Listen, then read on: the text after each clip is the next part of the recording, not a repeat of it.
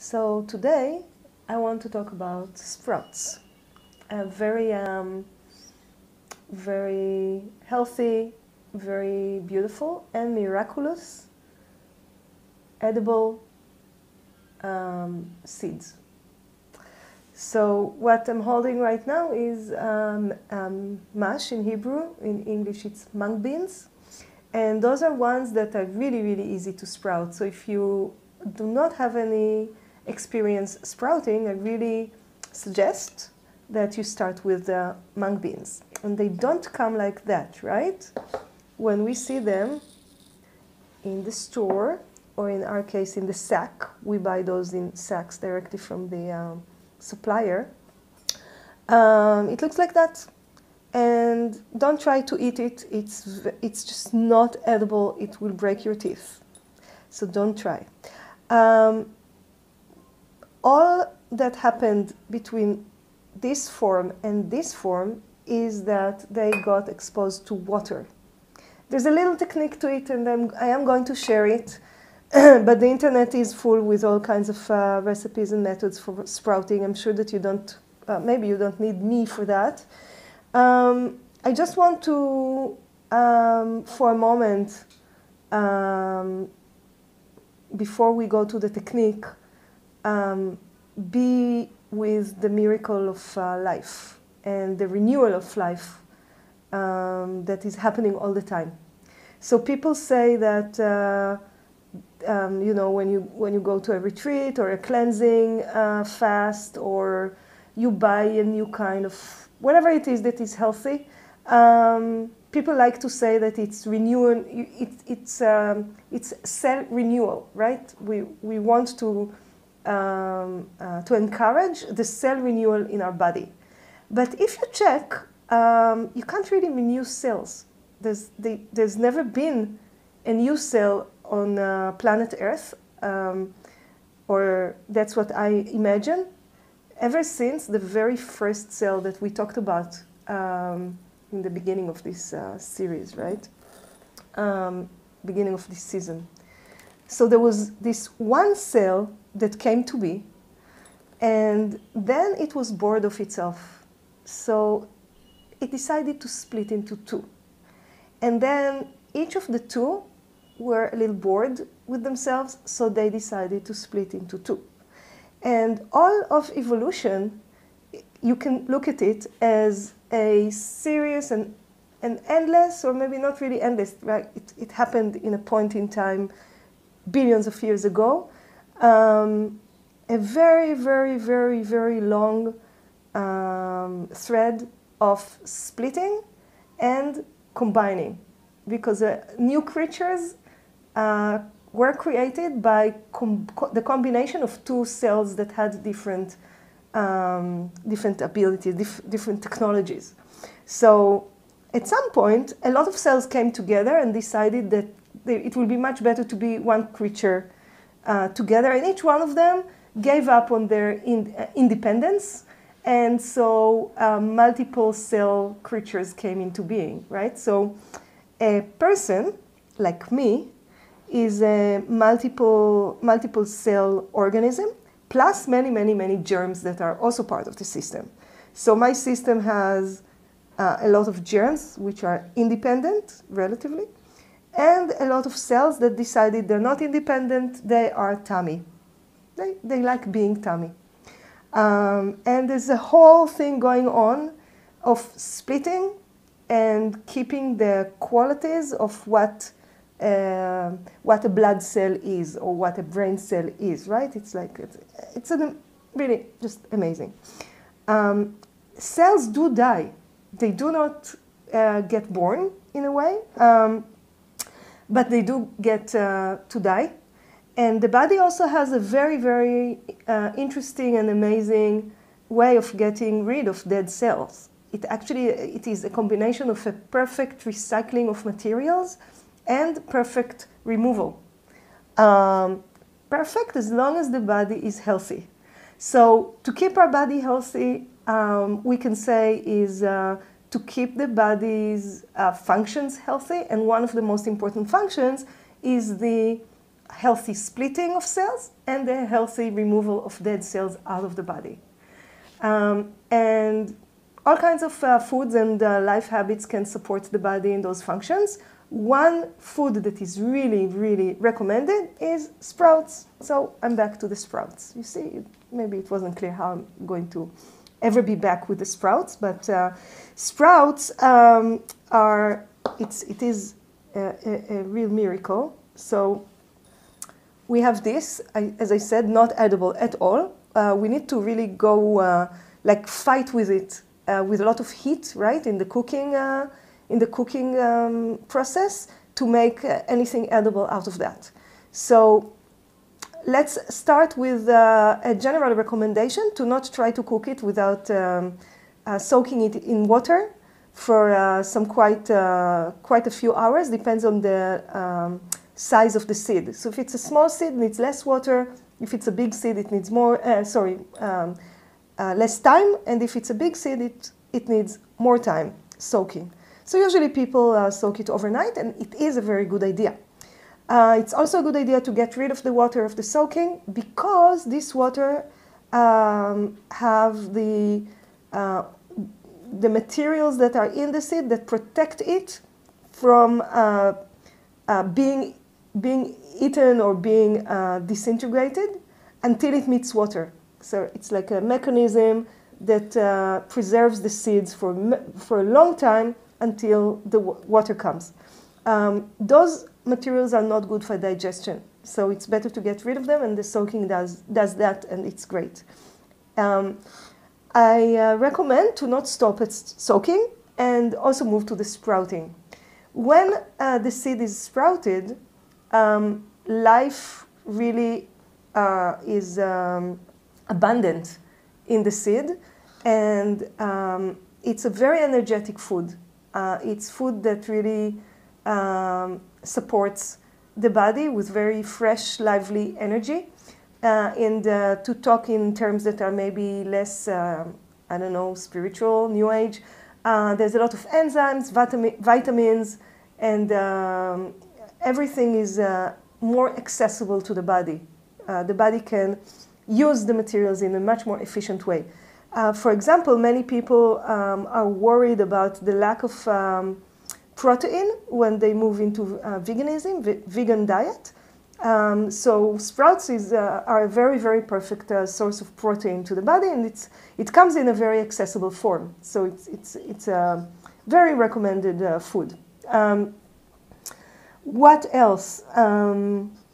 Maybe I should give some more examples of what can we sprout. So those are mung beans, and also I have here sesame. Sesame maybe is something that is less common in the sprouting world.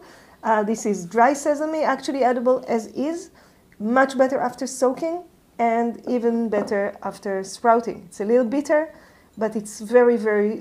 sesame, for example, has a lot of calcium, and the calcium is, again, much more accessible to the body when it's sprouted. Then we have the chilbe. Alon, how do we say chilbe in English? We always forget how do you say it in English. This is the seed. So very smelly seeds. The Yamani community really loves this seed and makes this special sauce with it that is very nice. And it's very, very strong and very easy to sprout. And we have it here in 3 different forms. So this is like sprouting when you only have the root, the little root coming out.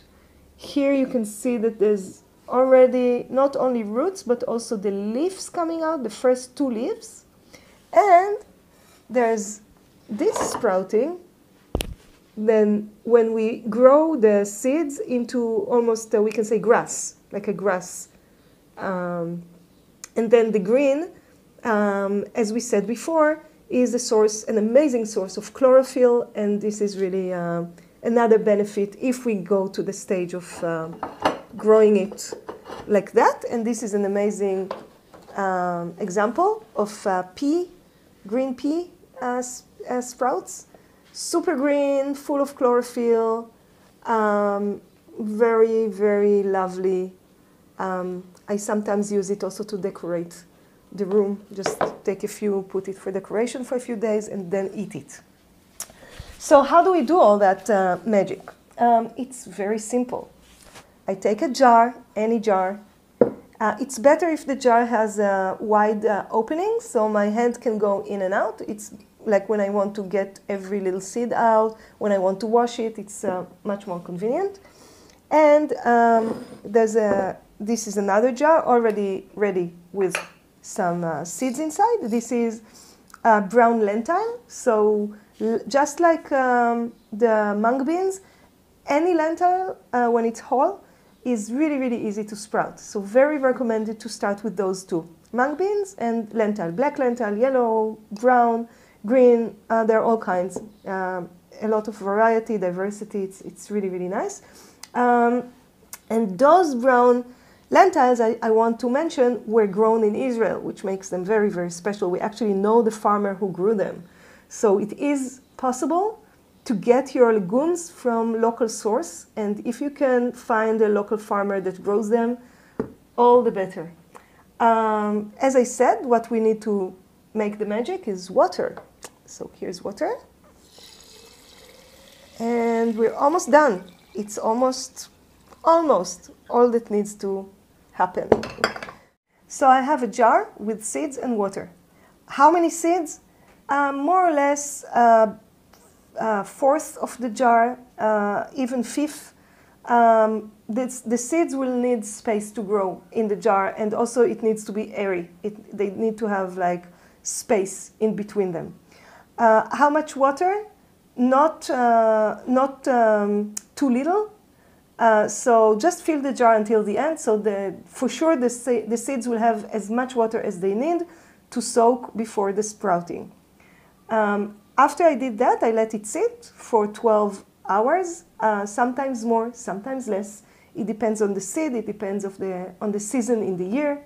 I will give a few examples of varieties, but 12 hours is a good, a good rule to go by, a good principle.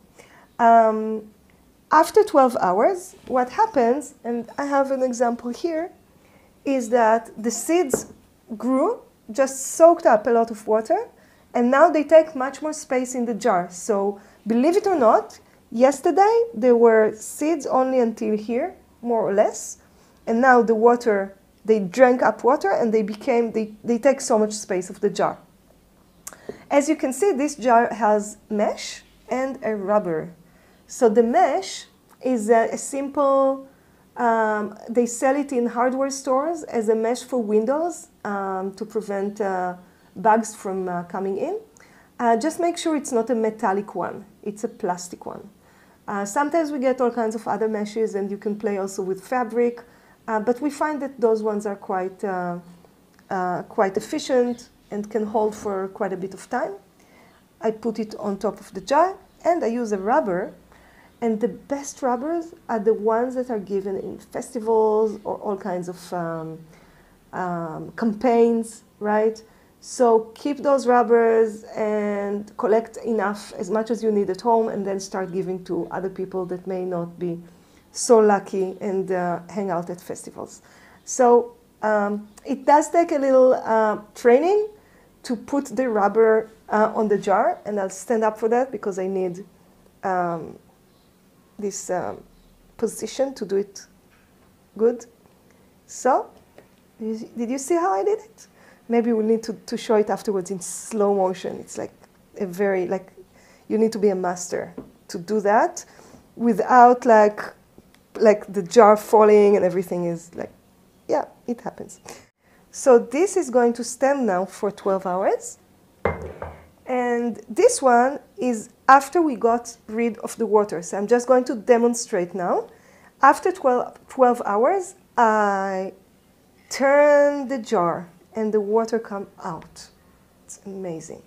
The water comes out, definitely good for watering the plants, and you can keep it in the bucket and then use it for watering or use it in the toilets to get down the water, whatever. No water in the jar, and now I'm putting it in an angle of 45 degrees, okay? So find something in somewhere in the kitchen where you have this, something that you can stand, like to put the jar in a 45 degrees angle, and wait. That's it. In 1 day or 2, depends on the season, depends on the seed, it will start to grow. You almost don't need to do anything. Sometimes when it's hot, I do give it a little shake and feel if they are maybe missing some water. And I may decide to put some water in, let it sit for like 30 seconds, and get rid of the water again. After you do it for a while, you will develop your own intuition about it. So don't worry too much at this point. Just start. It's really time to start sprouting. It's the springtime, and it's a good time for cleansing and renewing and starting new habits. And we are all in Corona time now, so it is definitely we have time for experimenting and doing things like that. Yeah, it's a little bit like the holidays of the autumn in Israel. We have Rosh Hashanah and then Yom Kippur and then Sukkot, and it's all like a few weeks of just quiet and renewal and thinking about the year that was and the year that will be. And we just got another opportunity to do it now. One last example is the buckwheat. Buckwheat is really, really important because it's one of the best sources of protein. And it's not quite a legume. It has a different taste, much more neutral, and can be used for breakfast and for sweets in a very, very nice. It combines really well with fruits, and very, very, very easy to sprout. The one thing we need to know about buckwheat is that it only needs half an hour in the water. So don't keep it in the water for longer than that. It also depends on the weather, but in humid weather, as we have in Tel Aviv, it's really important not to wait. If you forgot about it in the water, no worries. You can make bread out of it and cookies and pancakes and a lot of things. And the internet is full of recipes. But if you were there on time and you got rid of the water after 30 minutes, in a few hours, it's already sprouting and edible, and it's a really amazing additive to any salad, sweet or sour or salty. One last character I want to talk about is the chickpeas. It's very important because a lot of people are addicted to chickpeas. And it's much better to make a hummus with chickpeas that have been sprouted. Much, much better. Very recommended. However, it's very hard to sprout chickpeas. So many times people tell me, oh, I tried sprouting, it didn't work. All you need to say to a person like that is, what did you try to sprout? And probably, and usually they will say, oh, chickpeas. So chickpeas is not the one that you want to start with, okay? Start with mung beans and lentils. And definitely not in the summertime. Summertime is completely not the time for sprouting chickpeas. Now it's like the last days of, you can still play with it. In the summer we take a break and then we start again in the autumn. It really tends to mold very, very easily, especially when it's hot and humid naturally. When you sprout it, it does need some babysitting. It's not like the others that are very easy. So for now, I will not get into it. I'll just say it's a little project, and definitely try it after you tried all the rest. And with that, I think I'm done with sprouts, yes. And I will bless everybody with health and quiet to do new experiments and to find new life in the kitchen. And as always, we are here if you have any questions, comments. So thank you for being with me in this sprouting episode. And yeah, take care.